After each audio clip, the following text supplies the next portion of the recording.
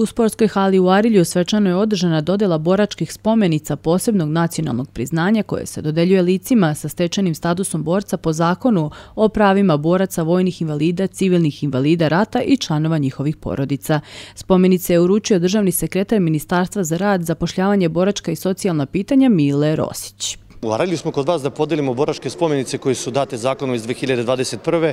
i koje jedino nacionalno priznanje koje država trenutno daje zaslužnim građanima. Ti zaslužni građani su prvice palih boraca, ratni vojni invalidi i borci. Da se razumemo, svi su oni dali doprinos za odbranu ove države.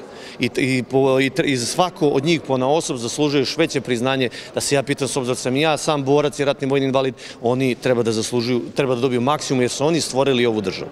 Spomenica je jedno jako bitno priznanje koje, kažem, dato zakonom i koje direktno daje država kao nacionalno priznanje za poteškoće koji su preživjeli i uradili za ovu državu. Od 590, ajde da kažemo okruglo, neka bude cifra od 600, 209 građana Arilja je dobilo spomenice. Trenutno radimo Zlatiborski okrug i gledamo u kontinuitetu da nastavimo podelu spomenica po okruzima. Sve zavisnosti ministar i ministarka odlučuje gde će biti trenutno deljenje.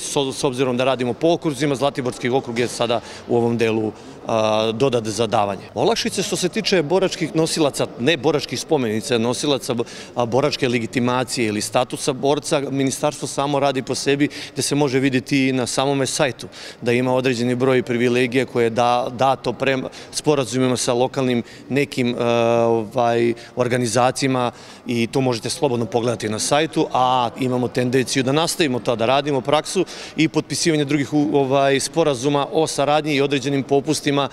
Banje su u pitanju, stomatološke organizacije, prehrambena industrija, imamo razgovore sa još nekim firmama možda što se tiče goriva, ali sad nažalost ova situacija u kojoj se sad trenutno nalazimo, to nam je dovelo u pitanje jer ne znamo kakva će biti situacija što se tiče goriva, da li će postojati mogućnost zbog regulisanja cena od strane države, jer određene kompanije, to jeste velike kompanije, ne žele da rade u minusu. Razumno je, a žele da izađu u susret, ali ne žele da rade u minusu. Ali gledat ćemo s njima da popričamo ponovo, da li postoji mogućnost da određeni deo odvoje sredstava, da smanje tako reći cenu, da bi borci mogli da ostvare cene. Ali opet ponavljam, moramo da razgovaramo. Tako reći moramo da razgovaramo. Evo ja molim sve privrednike koji žele da naprave doprinos boračkoj populaciji i žele da daju popuste na određene artikle svojima, mogu sa lokalnom suprot sa boračkim udruženjem ili sa ministarstvom da potpišu sporazum o saradnji i gde bi oni bili na sajtu ministarstva i s time borac bi mogao da ostvari sa boračkom legitimacijom